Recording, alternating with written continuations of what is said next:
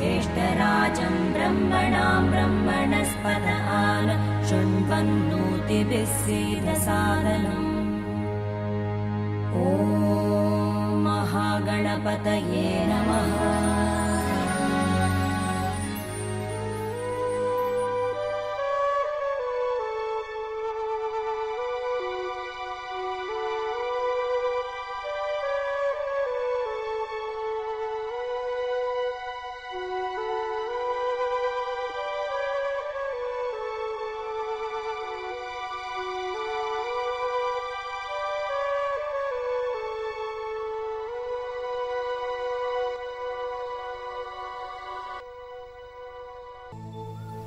మానవ జీవితము చాలా బలమైంది, విలువైంది. దాన్ని ఎలా వాడుకోవాలి అనేది మీరు ఆలోచించాలి.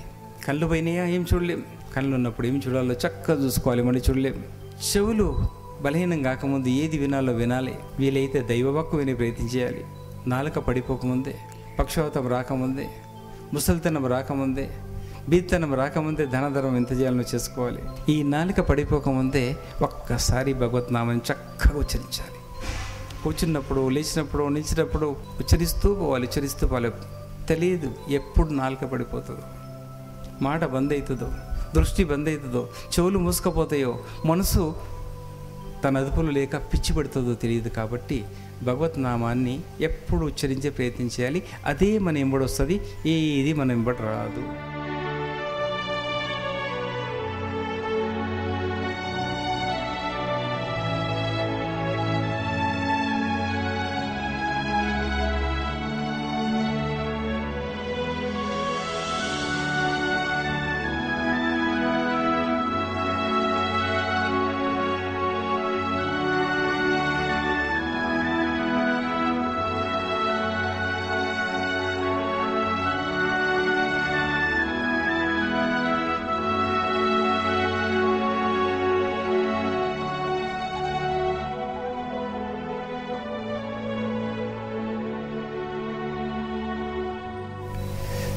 దివ్యాత్మ స్వరూపులారా, ఈరోజు ఆదివారం చాలామందికి అనుకూలమైన దినం.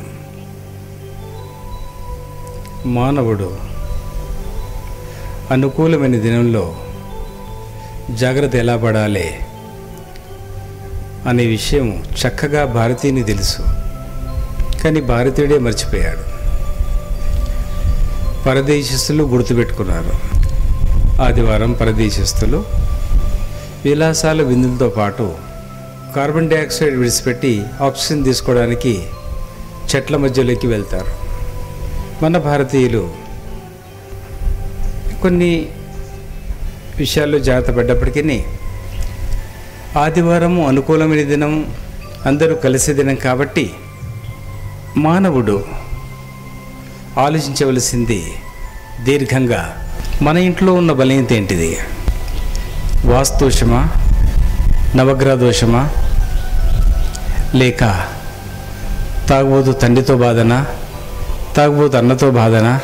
మరి మన ఇంట్లో జరిగే వ్యాపారం నంబర్ 1 వ్యాపారమా, నంబర్ 2 వ్యాపారమా? ఎన్నో రకాలుగా చిక్కులు చికాకులు ప్రతి ఇంట్లో ఉండి ఉంటాయి. అశాంతి కారణం ఏంటిది అనేది తెలుసుకోవాలి. అశాంతి కారణం అత్తయ్య ఉండవచ్చు, కోళ్ళై ఉండవచ్చు, భర్తయ్య ఉండవచ్చు, మామయ్య ఉండవచ్చు. అందరూ కూర్చొని అత్త కోడలి బలహీనతను వెతకాలి, కోడలు అత్త బలహీనత వెతకాలి. బలహీన వెతికి రిపేర్ చేసుకోవాలి. అత్త మనం చాలా మంచిదాను, కానీ చుట్టుముట్టు వాళ్ళతో కొట్లాడి వస్తావు. మా ఇంట్లో ఉన్నది వాళ్ళ ఇంట్లో చెప్తావు, వాళ్ళ ఇంట్లో ఉన్నది వీళ్ళకి చెప్తావు, ఈ పక్కింటిది అక్కడ చెప్తావు. దానివల్ల నానా చిక్కులు వస్తున్నాయి. దాన్ని వదిలేయండి అని మనం సవరణ చేసుకోవచ్చు. రిక్వెస్ట్, కోడలికి బాధ, అత్త అన్నిట్లో దూరుతుంటుంది. అనుభవైన అత్త కాబట్టి దూరుతుంది. దూరినప్పుడు కోడలుగా తయారు కావద్దు, బిడ్డగా తయారై అత్తని అమ్మగా చూడగలుగుతున్నాడు. అత్త తప్పులు దొరకవు. అత్త తప్పులు ఉన్నాయనుకోండి, మానసిక బలహీనత వల్లనో, కర్మ వల్లనో, లేక నీ కర్మ బాగలేకనో నువ్వు చేసింది ఏమైనా నచ్చదు. అప్పుడు ఏం చేయాలి? ఇంట్లో మీరు అందరు కలిసి ప్రార్థన చేయడం, పూజ చేయడం, అలా చేస్తే ఇంట్లో శాంతి లభిస్తుంది. ఆదివారం అనే దినం రాగానే విందులకి విలాసాలకి సమయం ఎక్కిస్తాం. సమయం ఇవ్వచ్చు. దానికంటే ఇబ్బందులు కష్టాలు ఉన్న ఎక్కడ అనేది వెతకాలి. మన ఇల్లు దినదినానికి దిగజారిపోవడానికి కారణం ఏంటిది? ధనవృద్ధి కాకపోవడానికి కారణం ఏంటిది? అశాంతి కారణం ఏంటిది? అధర్మం నడవడానికి కారణం ఏంటిది అనేది వెతకడమే ఆదివారం హిందూ బిడ్డకి ముఖ్యమైన దినం. వేరే దినం సమయం ఉండదు. ఎవరు ఎంత తింటున్నారు అది కూడా చూడవచ్చు. అంటే అజీర్ణం ఉందా, రేపు కడుపులో అల్సర్ రాబోతుందా అనే విషయం పసిగట్టవచ్చు. తినేటప్పుడు దగ్గుతున్నాడంటే రేపు టీబీ రాబోతుందా, లంగ్స్ వ్యాధి రాబోతుందా అది కూడా పసిగట్టవచ్చు. తల్లిలాగా చూడడం ధర్మం. అంటే తల్లిగా తయారు కావాలి. బిడ్డైనా చిన్నదైనా పెద్దయినా భోజనం చేసేటప్పుడు కూడా చాలా జాగ్రత్తగా ఆలోచించాలి. కానీ భోజనం చేసేటప్పుడు మాట్లాడకూడదు. భోజనం చేసేటప్పుడు ఇతరుల గురించి వీరి గురించి కబుర్ల కారకాన్ని ఓపెన్ చేయొద్దు. భోజనం చేసేటప్పుడు నిశ్శబ్దంగా ఉండాలి, గమనిస్తుండాలి. ఎవరు ఎంత తింటున్నారు, ఎందుకు తింటలేరు, సాయంత్రం మళ్ళా ఎలా తింటారు, ఎందుకు తింటారంటే ఎక్కడన్నా అజీర్ణ వ్యాధి మొదలయ్యిందా, దాని తర్వాత అల్సర్ వ్యాధి వస్తుందా, దాని తర్వాత క్యాన్సర్ వస్తుందా అని కూడా కనుక్కోవచ్చు. ముందే కనుక్కొని దాని తగ్గట్టుగా మనం చికిత్స చేయవచ్చు. ఆదివారం అనే దినం ఇంకా బలమైన దినం ఏంటంటే మనం ఇంట్లో అందరం కలిసి కనీసం 15 నిమిషాలు హరే కృష్ణ కృష్ణ కృష్ణ హరే హరే, హరే రామ రామ రామ హరే హరే ఈ మంత్రాన్ని ఉచ్చరించగలిగిన నాడు అశుద్ధి అయిన స్థలంలో, దుర్గంధం ఉన్న స్థలంలో అగరబత్తీలు వెలిగిస్తే తాత్కాలికంగా వాసన వెళ్ళిపోతుంది.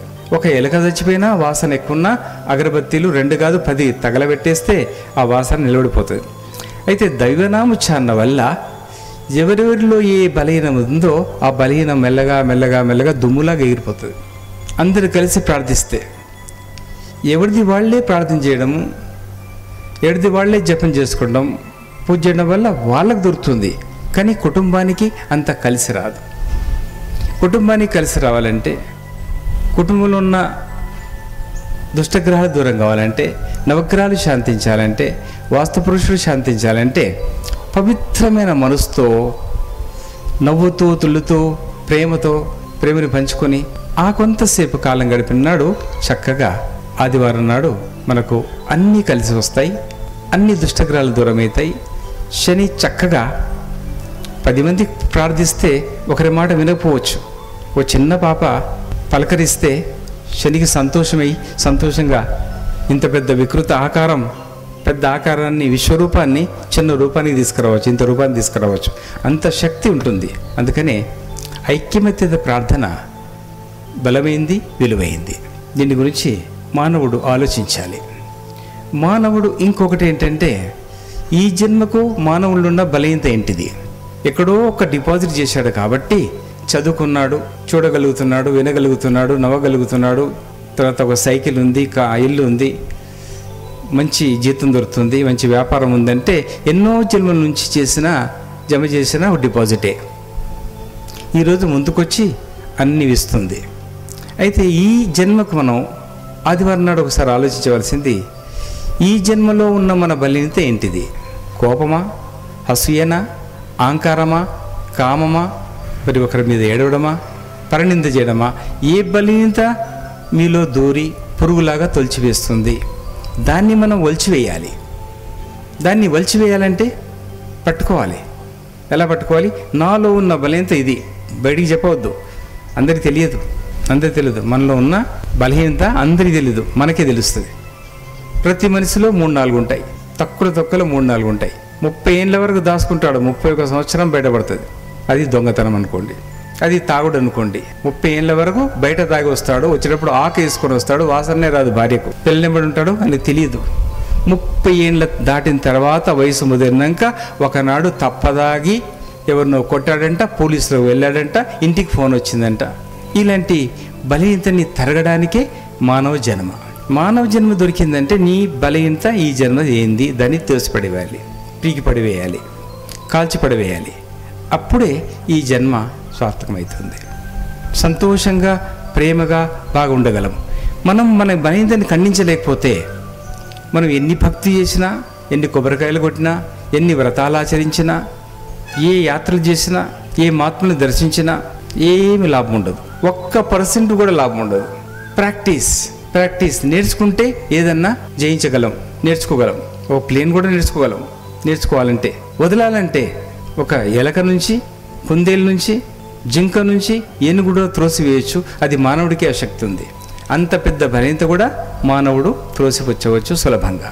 మన దగ్గర కూడా మన పిల్లల్ని, మన ఇంటి వారిని, భార్య బిడ్డల్ని, వీలైతే మన బంధువుల వరకు కూడా మన బాధ్యత కొంతవరకన్నా ఉండాలి. ఎందుకంటే భారతదేశంలో పుట్టాం కాబట్టి కొంచెమన్నా బాధ్యతని మనం పట్టించుకుంటే అప్పుడు ఈ భారతదేశంలో పుట్టాము, కొంచెం లాభం దొరికింది, చచ్చాము, లాభం దొరికింది అనిపిస్తుంది. లేకుంటే లాభం లేదు.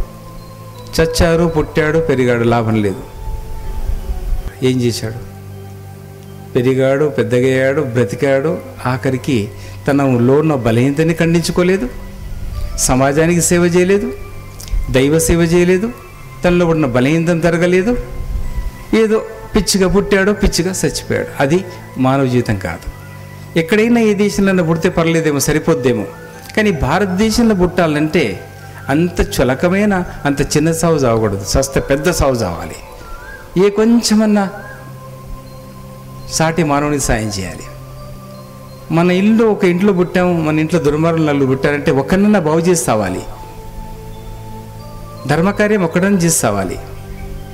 ఏమి చేయకున్నా తనలో ఉన్న బలహీనతని ఖండించుకొని సావాలి. అప్పుడు ఆ సావు తృప్తిగా ఉంటుంది. భగవంతుడు వచ్చినా ఆయన ఒడిలో ఒరగడానికి అవకాశం దొరుకుతుంది. అవకాశం ఆయన ఇచ్చిన చెడు చూపు, చెడు నాలుక, చెడు మనసు అది పెట్టుకొని చచ్చినప్పుడు తృప్తి ఉండదు. వాడికి సావు కూడా తృప్తి ఉండదు. ఆడ దైవం పాదాల దగ్గర పాదాలు కనబడ్డా ఆ శిరస్సు ఉంచలేడు, తృప్తిగా ఉంచలేడు, ఆయనలో లీలం కాలేడు, అధురుగా ఉండిపోతుంది. కాబట్టి దివాత్మ స్వరూపులారా, మానవ జీవితము చాలా బలమైంది, విలువైంది. దాన్ని ఎలా వాడుకోవాలి అనేది మీరు ఆలోచించాలి. కళ్ళు పోయినాయా? ఏమి చూడలేం. చీకటి గుడ్డివాడా అంటారు. నిన్నటి వరకు రాములు అనేవారు, ఎమ్మెల్యే గారు అనేవారు, టీచరు అనేవారు. వాడేనండి గుడ్డి రాములు అంటారు, కుంటివాడు అంటారు, చోటివాడు అంటారు, బీదవాడు అంటారు. వీళ్ళందరూ నోరు తెరవకముందే కళ్ళు ఉన్నప్పుడు ఏమి చూడాలో చక్కగా చూసుకోవాలి, మళ్ళీ చూడలేం. చెవులు బలహీనం కాకముందు ఏది వినాలో వినాలి. వీలైతే దైవవాక్కు వినే ప్రయత్నం చేయాలి. నాలుక పడిపోకముందే, పక్షవాతం రాకముందే, ముసలితనం రాకముందే, బీత్తనం రాకముందే ధనధరం ఎంత చేయాలనో చేసుకోవాలి. నాలుక పడిపోకముందు నామోచ్చారణ చేయాలి, దైవనామం. నాలుకతో దైవాన్ని ప్రార్థించిన ఒకటే అక్షరం శివ అన్నాడు హిరణ్యాక్షుడు, హిరణ్యకశిపుడు. ఓం నమ శివాయ అన్నాడంతే, ఏం లేదు, కూర్చున్నాడు. ఆయన మాటికి వస్తాడు. ఏం కావాలో చెప్పు నాయన, ఇప్పుడు చెప్పను, మళ్ళీ రా అంటాడు.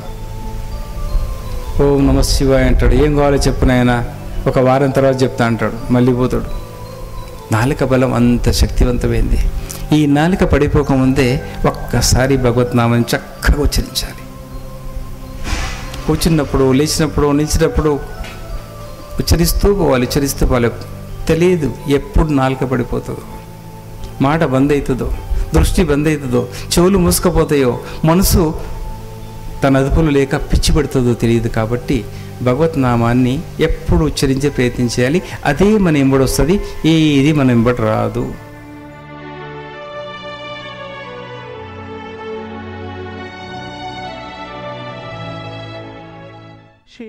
शिरिडीवासा साई प्रभो जगतिकी मूलं नीवे प्रभो दत्त दिगंबर अवतारं नीलो सृष्टि व्यवहारं त्रिमूर्ति रूपावो साई करुणिंची कापाडोई दर्शनमीयग रावయ్యా मुक्तिकी मार्गं చూపవయ్యా షిరిడీవాసా సాయి ప్రభో జగతికి మూలం నీవే ప్రభో దత్త దిగంబర అవతారం నీలో సృష్టి కఫినీ వస్త్రము ధరించి భుజముకు జోలి తగిలించి నింబ వృక్షపు ఛాయలలో ఫకీరు వేషపు ధారణలో కలియుగమందున వెలసితివి త్యాగం సహనం నేర్పితివి షిరిడి గ్రామం నివాసం భక్తుల మదిలో నీ రూపం బోలో షిరిడి వాసా బాబా సాయి బాబా నీలో సృష్టి వ్యవహారం చాంద్ పాటిల్ను కలుసుకొని అతని బాధలు తెలుసుకొని గుర్రము జాడ తెలిపితివి పాటిల్ బాధను తీర్చితివి వెలిగించావు జ్యోతులను నీవు ఉపయోగించి జలములను అచ్చరు వందెను ఆ గ్రామం చూసి వింతైన దృశ్యం బోలో బాబా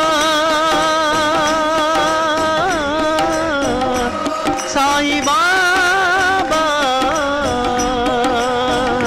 సాయి బాబా బాయిజ చేసెను నీ సేవా ప్రతిఫలమే చావో దేవా నీ ఆయువును బదులిచి నాత్యాను నీవు బ్రతికించి పశు పక్షులను ప్రేమించి ప్రేమతో వాటిని లాలించి జీవుల పైన మమకారం చిత్రమయాని వ్యవహారం బోలో షిరిడి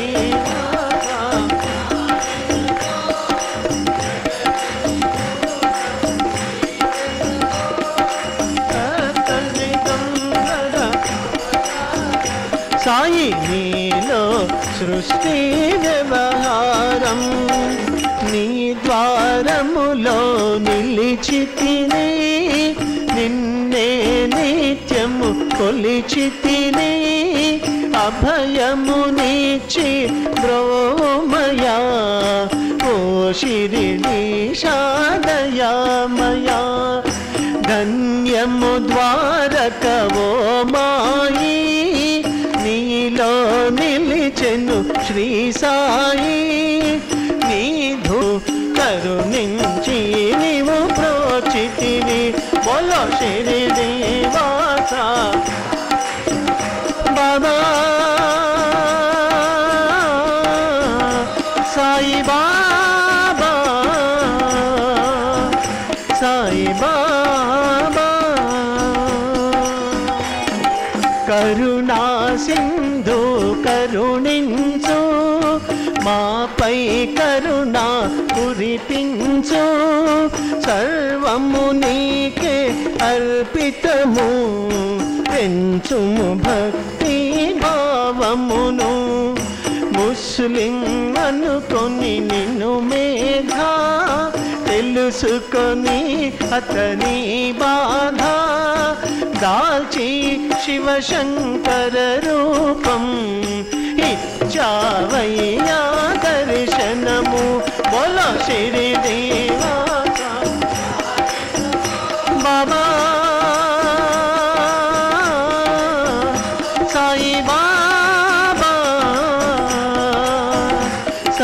బాబా.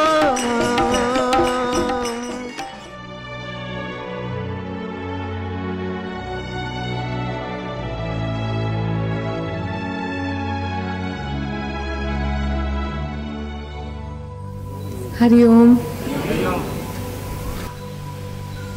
ఒక ఎగ్జాంపుల్ తోటి నేను చెప్పేది ఏది ఉందో అది నేను చెప్తాను. ఫస్ట్ నేను చెప్పేది ఏంటంటే, బాబా ఇప్పుడు ఏం మాట్లాడారో అంచుమించు ఆ మెసేజే మీకు ఇవ్వాలని నేను ప్రయత్నిస్తాను. ఏదైనా గుడికి వెళ్ళాలంటే ముందుగా ఏం చేస్తారు? ఆటోని పట్టుకుంటారు. ఆటోని పట్టుకొని వాగులాడతారు. ఇక్కడనే కదా ఆ గుడి. 40 రూపీస్ ఎందుకంటున్నావు? 25 రూపీస్ అంటావు. పెట్రోల్ ఖర్చు తెలుసామా? డీజిల్ ఖర్చు తెలుసామా? నేను లిస్ట్ ఇస్తాను. టమాటాలు ఎంత దొరుకుతున్నాయి తెలుసామా మీకు మార్కెట్లో? ఆయన లిస్ట్ ఆయన ఇస్తాడు. నీ లిస్ట్ ఏముంటుందంటే, నేను 50 రూపీస్ పట్టుకొని వచ్చిన, 25 రూపీస్ ఆటో, 5 రూపీస్ బిచ్చపనికి బయట, 10 రూపాయల కోకోనట్, కొంచెం ఏదైనా ప్రసాదం దొరికితే అది తీసుకొని, నా టార్గెట్ 50 రూపీస్ ఉంటుంది. దాన్ని దాటినప్పుడు మనిషికి కోపం వస్తుంది. ఇంతే ఖర్చు చేసుకున్నా అన్నప్పుడు సంతోషంగా ఉంటాడు. దాన్ని దాటితే మంచికి చిరాకు వస్తుంది, కోపం వస్తుంది. అక్కడ వాదాలు పెట్టుకుంటారు, ఆటో ఎక్కుతారు. మీరు అసలు ఏమనుకున్నారు? దేవుడి గుడికి వెళ్తా అని అనుకున్నారు, దైవాన్ని చూస్తా అని వెళ్ళినారు. కానీ మీ ప్రయాణం చూడండి ఎలా ఉంటుందో. అందరిదని కాదు, జనరల్లీ ఇలా ఉంటుంది. ఆటో ఎక్కుని ఇమాజిన్ చేసుకోండి, ఒక అక్క ఒక చెల్లె కూర్చొని ఉంది. నీకు చెప్తున్నా కదనే, ఈ ఆటో వద్దు, ఆ ఆటో తీసుకుంటా అంటే, ఇప్పుడు చూసినావా ఇంత తీసుకున్నాడంటే, నువ్వు నోరు మూసుకొని గుడికే పోతున్నాం కదా, ఎందుకంత ఏడ్చుకుంటున్నావు అని ఆమె తిడుతుంది. ఆటో వస్తుంది గుడికి. గుడికాడ దిగంగానే బిచ్చపోలు పట్టుకుంటారు. ఈమె వెయిట్ చేస్తుంటుంది, ఆమె ఇస్తుందని బిచ్చపోనికి. ఈమె అనుకుంటుంది ఈమె ఇస్తుందని బిచ్చపోనికి. ఇద్దరు అక్కడ మళ్ళీ గిట్లాడుకుంటారు. అప్పటి వరకు ఇంకా బిచ్చపోలు ఎక్కువ అయిపోతారు, ఇంకా కమోషన్ అయిపోతుంది, ఇంకా గడబడి అయిపోతుంది. అదైందా? దేవుడు ఇప్పటివరకు అయితే రాలేదనమాట. గుడి పోయేదే సమస్య వెళ్ళిపోయింది. చెప్పుల స్టాండ్ కాడ పోతాడు. చెప్పుల స్టాండ్ కాడ పోగానే ఆ గుడిలో 1 రూపీ తీసుకుంటే ఇక్కడ 5 రూపీస్ తీసుకుంటాడు. మరీ చిరాకు. ఏంటయ్యా గుడిల కాడ కూడా కమర్షియల్ నడుస్తుందా, బిజినెస్ ఇది, 5 రూపాయలు తీసుకుంటారు అని వాంతో పెట్టుకుంటారు. ఇదంతా ఇట్లనే అవుతుంటుంది. గుడి లోపలికి పోతారు. పోగానే పెద్ద క్యూ కనబడుతుంది. ఇప్పటివరకు దేవుడు పోయిండు, దేవుడు రాలే. పోయినావు నువ్వు దేవుడి గుడికి, కానీ దేవుడు పోయిండు. లోపల పోగానే పెద్ద క్యూ కనబడుతుంది. ఆ క్యూను చూసి అక్క చెల్లెలు అనుకుంటారు, అక్క ఇప్పుడు మొత్తం టైం అవుతుంది కదా, నువ్వే అన్నావు కదా ఆ గుడిలో తక్కువ మంది వస్తారు, అక్కడ పోదాం, అక్కడే చమత్కారాలు ఎక్కువ అంటే నువ్వు ఇక్కడ పట్టుకొచ్చినావు కదా నన్ను. మళ్ళా తిడుతుంది. ఆ భయానికి నోరు మూసుకొని సరే సరే అని ఆమెని ప్లేస్ తీసుకుంటే ఆమెను లోపల తీసుకెళ్తుంది. గుడి లోపల పోగానే ఒక్కడు ఇంకొంచి నూకుతాడు. నూకంగానే అక్కడ ఇంకో కొట్లాట.